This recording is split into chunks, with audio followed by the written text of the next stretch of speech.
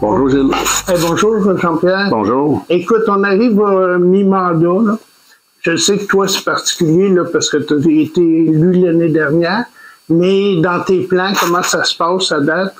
Qu'est-ce que tu es fier puis qu'est-ce qui reste comme défi, si on peut dire? Bien, à date, ça va très bien, là, le mandat pour connecter nos puits, parce qu'à Sainte-Julienne, on manque pas d'eau.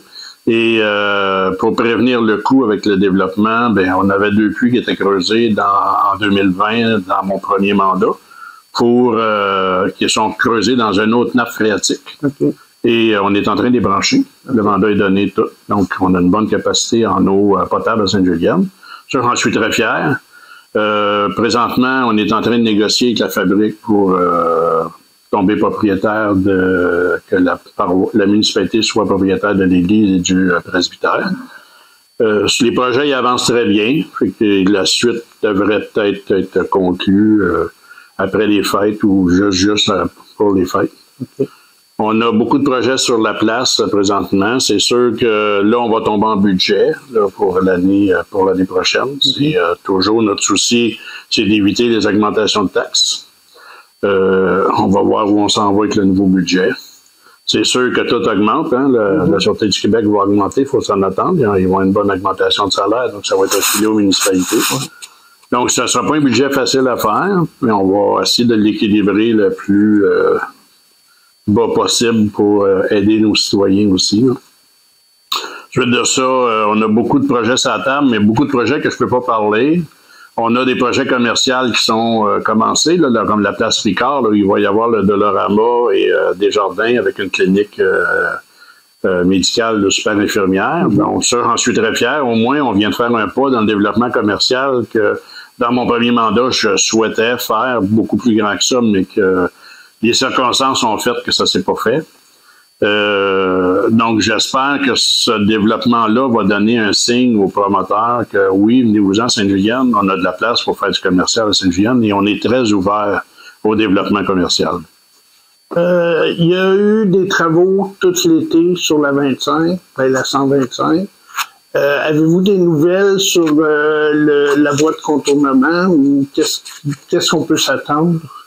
Ah, ben, je savais que tu me parlerais des travaux de la 125. Ça a été très problématique et c'est sûr que, je me suis fait interpeller en me disant que j'étais pas très agressif, mais je pense pas qu'on règle les choses dans l'agressivité. Et on a dialogué avec le ministère des Transports. La compagnie avait pris sur eux de fermer la 125 au complet. Ça a été très désagréable pour l'ensemble des citoyens. Et pour le tourisme, parce qu'il ne faut pas oublier que cette route-là, c'est une route touristique, donc ça nous complique encore davantage. C'était seulement pour les gens de Sainte-Julienne, elle serait adéquate, mais à cause du développement touristique, elle ne l'est pas adéquate pour le transport. C'est toujours très congestionné, puis avec le contracteur, ça nous a causé bien des problèmes. C'est sûr que mon choix est toujours de faire une voie de contournement, comme maire de Sainte-Julienne, pour que le touriste puisse faire sa route sans venir congestionner nos citoyens. Ça l'apprend, cette voie de contournement-là. Faut pas oublier que cet été, on a eu un enfant d'une 12aine d'années qui a eu un accident sur le chemin du gouvernement parce que la 125, en étant congestionné, les gens font des détours. Et c'est un livreur de restaurant qui a voulu sauver du temps en contournant le trafic. Il a omis de faire un stop au coin de la rue... si je ne me trompe pas, c'est Victoria. Et l'enfant a une chance qu'il avait un casque parce qu'il aurait été blessé très, très gravement.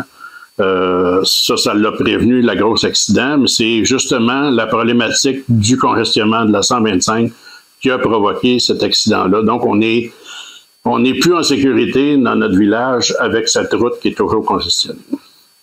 Et pour ce qui est de la voie de contournement, on n'a pas de nouvelles présentement. On en attend. On espère qu'ils vont trouver des solutions le plus écologique possible pour satisfaire tout le monde. Mm-hmm.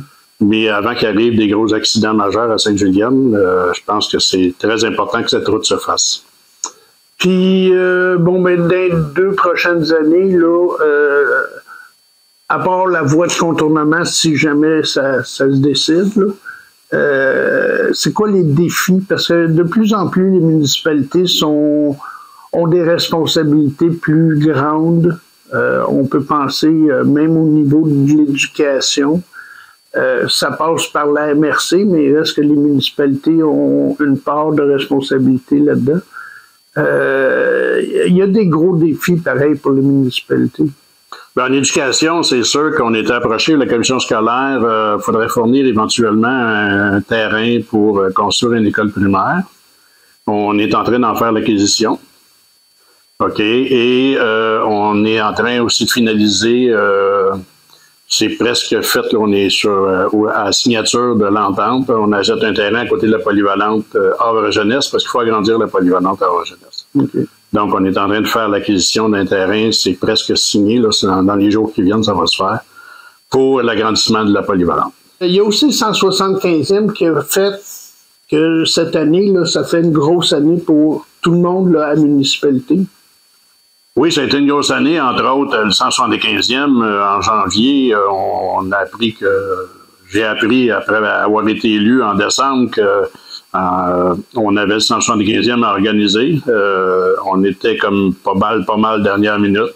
Et il faut que je félicite l'équipe, le comité qui a travaillé là-dessus, que ce soit Nathalie Lépine, Amélie Huneau, avec tout le comité du 175e. On a travaillé très, très fort. Il faut remercier aussi les commerçants qui nous ont aidés rapidement. Là. On est allé solliciter leur aide et beaucoup se sont impliqués, les familles Souches de Sainte-Julienne. Et ça a été un très beau succès jusqu'à maintenant. Puis là, il va y avoir le spectacle de Noël qui va... puis la messe de minuit, que ça fait, je pense, certains temps qu'il n'y en avait pas de messe de minuit. On a la collaboration de M. Curé Chevalier qui va nous faire une belle messe de minuit cette année pour le 175e.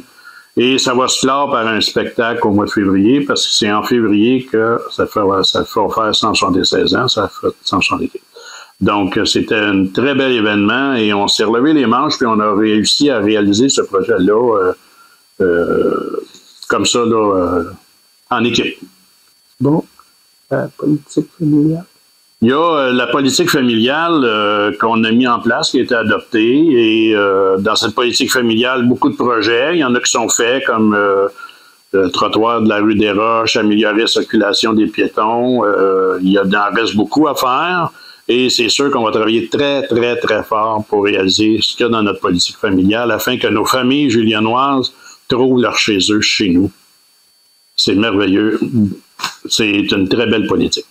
Les autres défis à ma prochaine élection, Gilles, on avait... moi, j'ai été conseiller de 2009 à 2013 et on nous disait que notre bibliothèque était beaucoup trop petite. Et selon les ententes de grandeur de bibliothèque, avec le ratio de population qu'on est rendu, il faut doubler la superficie de la bibliothèque. Donc, dans nos défis pour d'ici les 2 prochaines années, je voudrais mettre en branle avec mon équipe au conseil municipal la construction d'une nouvelle bibliothèque. On va avoir des subventions du gouvernement. Et je pense qu'une municipalité se doit d'avoir une bibliothèque adéquate pour aider à l'instruction de sa population et aux connaissances. Donc, on est en train de trouver un site où on va pouvoir construire ça. Et j'espère que ça va être en branle avant les 2 prochaines années. C'est sûr qu'avec aussi l'agrandissement de la municipalité, il y a des nouveaux projets domiciliaires qui sont là, qui pointent, qui vont commencer. On a besoin de nouveaux équipements de voirie. On a besoin aussi de faire, pour aider à ça, notre garage est beaucoup trop petit. Il faut agrandir notre garage, mettre des bureaux. Ils n'ont aucun bureau, ils sont installés dans des roulottes de chantier au garage municipal. Donc, ça, c'est dans les défis des 2 prochaines années de régler ça, là, que nos employés, directeurs et secrétaires adjointes administratives aux travaux publics soient adéquatement installés pour travailler. Et on regarde aussi, ça a toujours été dans mes rêves de faire un centre communautaire, une salle communautaire. On en a une que présentement, on vient de signer une entente qu'on a louée en haut du bureau de poste en attendant de faire le projet pour en construire une ou trouver une place où il y en aurait une d'adéquate pour la municipalité. Ça, j'imagine que ça prendra des subventions du gouvernement pour... C'est sûr que tout ça, bibliothèque, salle communautaire, on va aller chercher des subventions gouvernementales. Sans compter qu'il faut trouver la place aussi dans notre hôtel de ville, parce que l'hôtel de ville est beaucoup trop petit. On manque de place pour... on a été obligé de sortir les employés de la bibliothèque, des loisirs. Il n'y a plus d'administration d'eux qui est ici, à l'hôtel de ville, sont dans les allées de la bibliothèque. parce qu'on manque de place à l'hôtel de ville. Donc, il faut tout planifier ça d'ici les 2 prochaines années, voire à travailler là-dessus. Comment on va le faire? C'est sûr que ça va être l'aide de subventions gouvernementales. Et il faut penser aussi à la croissance de notre municipalité, qui va avoir des besoins additionnels, soit en inspecteurs ou en divers programmes. Il faut trouver de la place pour localiser ces employés-là. Oui, c'est ça, parce que tu as beau avoir l'augmentation de la population, ça demande plus de services. Il y a des nouvelles routes qui s'ajoutent. Puis, il y a aussi beaucoup de responsabilités qui sont maintenant sous responsabilité des municipalités, ce qui fait qu'il faut toujours en avoir plus. Oui, c'est sûr, le gouvernement nous transfère beaucoup de responsabilités, donc on ne transfère pas nécessairement les moyens pour gérer ces responsabilités-là. On espère qu'ils vont nous les transférer aussi ou qu'ils vont nous donner la possibilité de trouver les moyens d'effrayer ces coûts-là qu'on nous transfère en obligation. On est prêts. Nous, moi, je pense qu'on est un conseil qui est bien dynamique. On a des super employés dynamiques qui veulent travailler à l'amélioration de la situation puis au développement de la municipalité. Moi, j'ai un très bon espoir que dans les années qui viennent, ça va, comme ça va présentement cette année, ça a super bien été dans les projets. Beaucoup de projets sont en place que je peux pas nécessairement te dévoiler aujourd'hui, mais éventuellement, on va le faire. Puis, au fur et à mesure que les projets vont aboutir, on va les dévoiler. Mais on a une super de belle équipe ici, donc à la direction générale, les directeurs de service, ça va super bien. Bien, merci Jean-Pierre. J'imagine que tu vas demander un autre mandat dans 2 ans. Oui, c'est sûr. Je vais demander un autre mandat dans 2 ans pour finaliser ce qui va être commencé. Et j'espère avoir la confiance de la population pour faire un 2e mandat et voir que, je les remercie aussi par le fait même du mandat qu'on m'a donné l'année passée, qui a eu une très grosse majorité, et j'en suis très heureux, de la confiance qu'on m'a témoignée, et je fais tout pour être à la hauteur de vos attentes. Merci. Merci, Gilles.